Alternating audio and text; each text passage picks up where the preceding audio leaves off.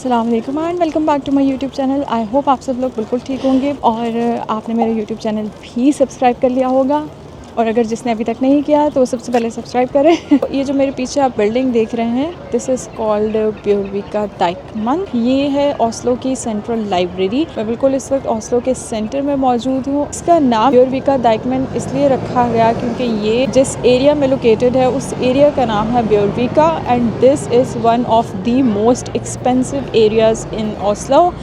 और यहाँ पे रहने के बारे में तो आप सोच भी नहीं सकते अनटिल अनलेस आप बिलियनियर हो। तो नॉर्वे जो है वो एजुकेशन के मामले में दुनिया में है दूसरे नंबर पे, और वो जनाब सिर्फ इसी वजह से है क्योंकि यहाँ पे इस तरह की लाइब्रेरीज़ मौजूद हैं। इस लाइब्रेरी की अगर हम कॉस्ट की बात करें तो इस पे जो टोटल कॉस्ट आई है वो है 2.9 बिलियन क्रोनर्स, और अगर हम पाकिस्तानी रुपीज़ में बात करें तो ये बनते हैं 68 अरब रुपीज़। पाकिस्तान का जो इस्लामाबाद इंटरनेशनल एयरपोर्ट है वो सिर्फ और सिर्फ 11 अरब रुपए में बना था। तो फिर आप खुद सोच लीजिए कि ये लोग इन चीज़ों पे कितनी मेहनत करते हैं, कितना पैसा लगाते हैं। और ये लाइब्रेरी सिर्फ एक आम लाइब्रेरी नहीं है। यहाँ पे सिर्फ पढ़ने वाले लोग नहीं जाते, पूरी की पूरी फैमिलीज जाती हैं क्योंकि यहाँ पे बच्चों के लिए एक्टिविटीज़ हैं, बच्चे खेल सकते हैं। वहाँ पे उन्होंने स्पेशल जगह बनाई हुई है। म्यूज़िक प्ले कर सकते हो आप 3D प्रिंटिंग कर सकते हो, आप सिलाई कढ़ाई के काम कर सकते हो, और वो भी बिल्कुल फ्री। और एक जो बहुत हैरान कुन बात आपको लगेगी वो ये है कि इस लाइब्रेरी में एक सिनेमा भी है, जहाँ पे जो है वो आप अपनी मर्ज़ी की मूवी लगवा सकते हो, आप अपने ग्रुप को इनवाइट कर सकते हैं। तो अंदर चलते हैं, देखते हैं कि इस लाइब्रेरी में हमारे लिए क्या क्या मौजूद है।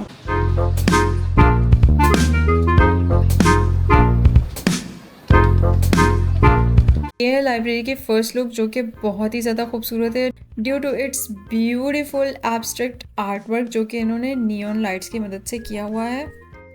उसके बाद यहाँ पे बिल्कुल सामने इनका हेल्प डेस्क है। यहाँ पे अगर आपको कोई भी इंफॉर्मेशन चाहिए लाइब्रेरी से रिलेटेड, आपने कार्ड इशू करवाना है, किसी बुक से रिलेटेड आपको कोई भी इन्फॉर्मेशन चाहिए, तो आप यहाँ पे जाके जो है उनसे पूछ सकते हो। और अभी जिस तरफ मैं जा रही हूँ ये एक्चुअली में कैफ़े, लोग यहाँ पे आते हैं, उन्हें भूख भी लगती है, खाने पीने का भी दिल करता है, तो बजाय इसके कि वो बाहर जाएं तो वो यहीं पे कैफ़े में जाते हैं, खाते पीते हैं और फिर वापस जो भी वो अपनी एक्टिविटीज़ कर रहे होते हैं वहाँ पे वापस आ जाते हैं।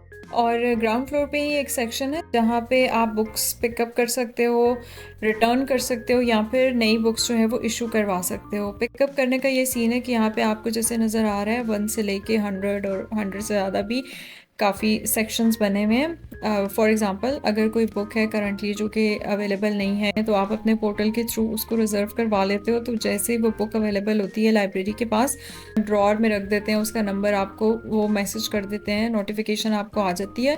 तो उसके बाद आप जाके जो है वो अपनी बुक को पिकअप कर सकते हो। और अगर आपने किसी भी बुक को रिटर्न करना है तो रिटर्न करने के लिए ऑटोमेटिक मशीन्स है यहाँ पे। आपने सिंपली ये करना है कि आपका जो लाइब्रेरी कार्ड है उसको आप स्कैन करेंगे, अपनी बुक को स्कैन करेंगे। वंस वो सक्सेसफुली स्कैन हो जाता है उसके बाद आप उस बुक को यहीं पे रख देंगे और बुक जो है वो ऑटोमेटिकली इस मशीन से अंदर चली जाएगी और बुक आपकी रिटर्न हो जाएगी।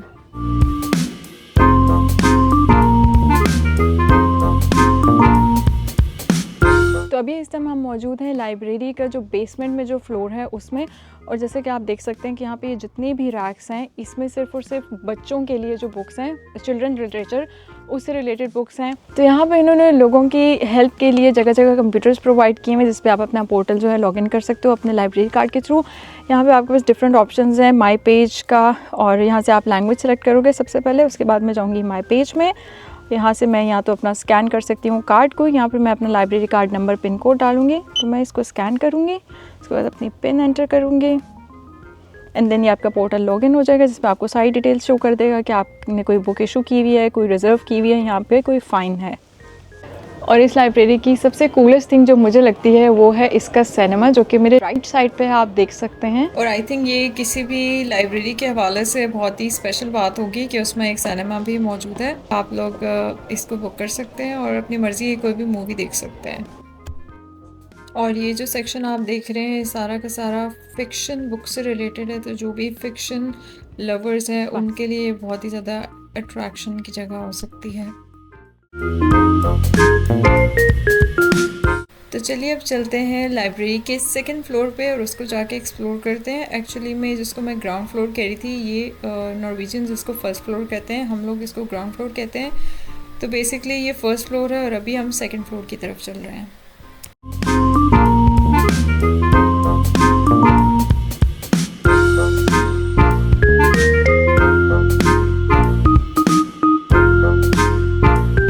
सेकंड फ्लोर जो है वो सारा बच्चों की एक्टिविटीज़ से रिलेटेड है मेनली। और यहाँ पे बहुत सारे पेरेंट्स जो हैं वो अपने बच्चों को लेके आते हैं, स्पेशली जो छोटी उम्र के बच्चे होते हैं, 1 साल से लेके 10 साल तक की उम्र के जो बच्चे होते हैं, क्योंकि यहाँ पे इस फ्लोर पे बहुत सारी एक्टिविटीज़ हैं बच्चों के लिए, जिसमें उनकी कॉग्निटिव एबिलिटीज़ को बढ़ाने के लिए भी बहुत सारी एक्सरसाइज मौजूद हैं। लेकिन मैं पूरे इस फ्लोर की रिकॉर्डिंग नहीं कर सकी, मैंने बस सरसरी से रिकॉर्डिंग की है। रीज़न बीइंग के नॉर्वेजियंस जो है वो बहुत बुरा समझते हैं कि जहाँ पे छोटे बच्चे मौजूद हों तो वहाँ पे आप रिकॉर्डिंग नहीं कर सकते।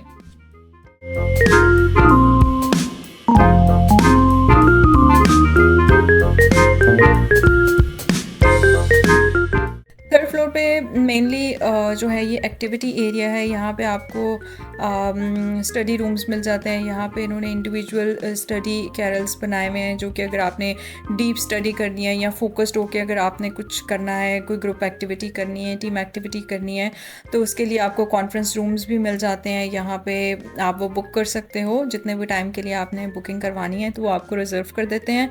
और इसके अलावा यहाँ पे जो है वो म्यूज़िक एक्टिविटी एरिया भी है, और इस सेक्शन में म्यूज़िक से रिलेटेड जितनी भी बुक्स हैं, नॉवेल्स हैं, जो भी सीडीज़ वगैरह हैं वो यहाँ पे पड़ी हुई हैं। तो यहाँ पे बहुत ज़्यादा तादाद में ऐसे लोग आते हैं जो कि म्यूज़िक का शौक़ रखते हैं। और यहाँ पे ये जो सारा एरिया है बेसिकली, इस एरिया में आप अपने जो भी म्यूज़िक रिलेटेड जो इनके सेशंस होते हैं, ग्रुप सेशंस होते हैं, बेसिकली वो यहाँ पे करते हैं। और अभी क्योंकि मैं संडे को गई थी, तो संडे को जो इनके इक्विपमेंट्स वगैरह हैं, पियानो और जो भी ड्रम्स वगैरह हैं, वो यहाँ पे नहीं रखते। आई थिंक वो उनको शिफ्ट कर देते हैं किसी और रूम में। मुझे ऐसा लगता है, क्योंकि इससे पहले जब मैं वीकडे में गई थी तो मैंने खुद देखा था कि यहाँ पे वो सारे जो इनके जितने भी इक्विपमेंट्स हैं म्यूज़िक रिलेटेड भी यहाँ पे पड़े हुए थे, और लोग यहाँ पे आके अपनी उनकी क्लासेस भी हो रही थी। और थर्ड फ्लोर पे जो है वो जैसे जैसे मतलब जिस तरह से बुक रैक्स बने हुए हैं, उनके साथ छोटे छोटे अंदर जो है वो छोटे छोटे रूम्स भी बने हुए हैं। तो इन रूम्स को आपको बुक करने की ज़रूरत नहीं होती, आप सिंपली जो है वो ड्रॉप इन करते हो। अगर आपको कोई खाली रूम नज़र आता है तो आप जाके अपना सामान रख के वहाँ पे आप पढ़ सकते हो, जो अगर आपने ऑफिस का कोई काम करना है। नॉर्मली यहाँ पे आजकल तो वर्क फ्रॉम होम का जो कल्चर है वो बहुत ज़्यादा हुआ हुआ है, तो लोग घर पे रह के वर्क फ्रॉम होम करने के बजाय ये प्रेफर करते हैं कि लाइब्रेरी चले जाते हैं, वहाँ पे बैठ के एक तो फ्री का इंटरनेट भी यूज़ करते हैं, और दूसरा ये कि एक इन्वायरमेंट आपका चेंज हो जाता है। तो ये जो छोटे छोटे रूम्स हैं वहाँ पे बैठ के तो वर्क फ्रॉम होम भी कर सकते हैं। ज़्यादातर लोग अपनी यूनिवर्सिटीज़ के असाइनमेंट्स करते हैं, स्कूल्स के बच्चे भी यहाँ पे आके इन रूम्स में अपने स्कूल का, यूनिवर्सिटी का काम कर रहे होते हैं। और भाई नॉर्वेजियन लाइब्रेरीज़ जो हैं वो तो नेक्स्ट लेवल हैं, क्योंकि यहाँ पे ऐसी एक्टिविटीज़ भी हैं जो कि शायद एज अ पाकिस्तानी हम सोच भी नहीं सकते कि हमारी लाइब्रेरीज़ में हो सकती हैं। वो ये है कि यहाँ पर एक बहुत बड़ा एरिया है जो कि जहाँ पे 3D प्रिंटर्स हैं, एम्ब्रॉयडरी मशीन्स हैं, स्विंग मशीन्स हैं। तो यहाँ पे आप अपने कपड़े जो है वो स्टिच कर सकते हो, वो भी फ्री ऑफ कॉस्ट। आपको जस्ट 30 क्रोनर्स पे करना है। उसके अलावा अगर आपने कपड़े स्टिच करने हैं, कोई एम्ब्रॉयडरी करनी है, किसी भी कपड़े के ऊपर अगर आपने कोई चीज़ प्रिंट करनी है, तो आप फ्री के 3D प्रिंटर्स यूज़ कर सकते हो। और सबसे मज़े की बात यह है कि यहाँ पे जितनी भी मशीन्स हैं, एम्ब्रॉयडरी, स्विंग या जो प्रिंटर्स हैं, वो सारे के सारे बहुत ही मॉडर्न हैं। दैट मीन्स के वो सब के सब AI पे काम करते हैं, यानी कि आपको खुद कुछ भी करने की ज़रूरत नहीं है। आपने जस्ट कमांड देनी है कंप्यूटर को और वो ऑटोमेटिकली करेगा। तो फॉर एग्ज़ाम्पल अगर आपने एम्ब्रॉयडरी करनी है, तो सबसे पहले आपको ये करना होगा कि आपको एक क्लास के लिए साइन अप करना होगा। जो इनिशियल क्लास होती है उसमें आपको ये सारी चीज़ें सिखाते हैं कि किस तरह से आपने कंप्यूटर को कमांड देनी है कि ये डिज़ाइन आप एम्ब्रॉयडरी के फॉर्म में चाह रहे हैं। तो वो सारी चीज़ें आपको सिखाते हैं। उसके बाद जो है वो आप सारी चीज़ें ये खुद कर सकते हो। और जैसे कि आप देख रहे हैं कि सामने इनकी क्लास हो रही है, यहाँ पर एक इंस्ट्रक्टर है और यहाँ पर मेल भी हैं, फीमेल भी हैं, दोनों जो है वो यहाँ पर इनके सामने मशीन्स पड़ी हुई हैं। वो इनको सिखा रही है कि उन्होंने किस तरह से जो है वो कंप्यूटर को कमांड देनी है और किस तरह जो भी उनके सारे स्टेप्स हैं वो किस तरह से करने हैं। और वंस वो ये क्लास ले लेते हैं उसके बाद वो इंडिविजुअली जो है वो अपने ओन पे वो काम कर सकते हैं। और फोर्थ फ्लोर जो है वो सारा यहाँ पे ऑलमोस्ट जो है वो बुक्स ही हैं, हिस्ट्री से रिलेटेड हैं। इसके अलावा और जितनी भी इंटरनेशनल लैंग्वेजेस हैं, जैसे स्पेनिश है, अरबी है, उर्दू है, हिंदी है, इंग्लिश है, इन सब के अलग अलग जो है वो सेक्शंस बने हुए हैं। और इनमें जो भी फेमस बुक्स हैं, फेमस राइटर्स की हैं, या जो भी उनकी होली बुक्स हैं वो भी इवन मौजूद हैं। तो मुझे सामने ही उर्दू का सेक्शन नज़र आया। यहाँ पे आप देख सकते हैं उमैरा अहमद के नॉवेल्स भी हैं और भी काफ़ी सारे राइटर्स हैं जिनकी बहुत फेमस बुक्स यहाँ पे हैं। तो इनमें से मैंने एक उमैरा अहमद की बुक उठाई थी। खैर मैंने पढ़ी तो बिल्कुल भी नहीं है, लेकिन ये कि ये मुझे बहुत ही इंटरेस्टिंग लगा था कि यहाँ पे इस लाइब्रेरी में आपको जितनी भी इंटरनेशनल लैंग्वेजेस हैं उनसे रिलेटेड बुक्स आपको मिल जाती हैं। और यहाँ पे एक बहुत ही इंटरेस्टिंग चीज़ आप देख सकते हैं कि बहुत ही पुरानी स्क्रिप्चर्स मौजूद हैं जो कि आई थिंक 500,000 साल पुरानी है और बिल्कुल अपनी ओरिजिनल फॉर्म में है। ये इन्होंने शीशे के अंदर रखी हुई है, तो आप जस्ट इनको देख सकते हो, आप इसको रिट्रीव नहीं कर सकते हो।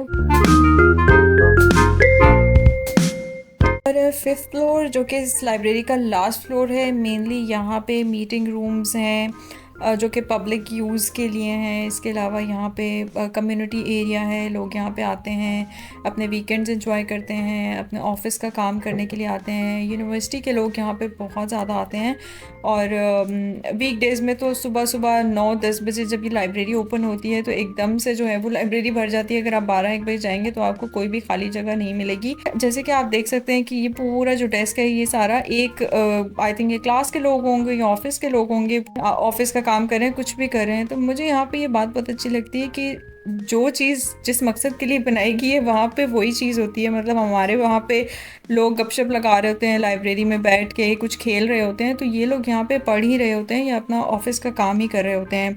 इसके अलावा यहाँ पे सेल्फ हेल्प डेस्क भी मौजूद है।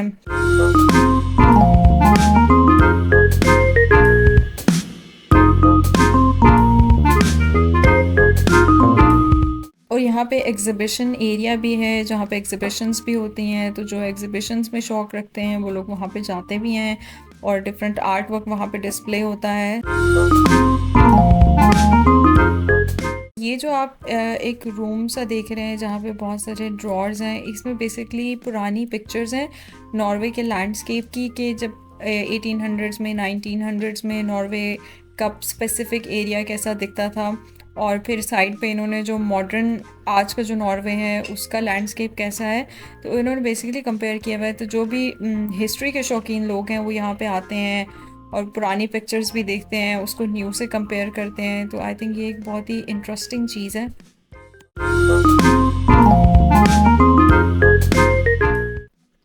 और ये जो यहाँ पे एरिया है ये पब्लिक सिटिंग एरिया है, यहाँ पे लोग बैठते हैं, अपना लंच करते हैं और एक दूसरे से गपशप भी लगा रहे होते हैं और व्यू भी इंजॉय कर रहे होते हैं। जैसे कि आप बाहर देख रहे हैं कि यहाँ से सामने ओपरा हाउस का और सी व्यू का बहुत ही खूबसूरत सा नज़ारा आपको देखने को मिलता है। और बहुत ही जल्द मैं ओपरा हाउस पे भी एक वीडियो बनाने वाली हूँ, तो स्टे ट्यून। तो ये था आज का व्लॉग। आई होप कि आपको पसंद आया होगा, इन्फॉर्मेटिव लगा होगा। मेरे चैनल को सब्सक्राइब कीजिएगा, आगे भी शेयर कीजिएगा। इंशाल्लाह मिलते हैं नेक्स्ट व्लॉग में, तब तक के लिए अल्लाह हाफ़िज़।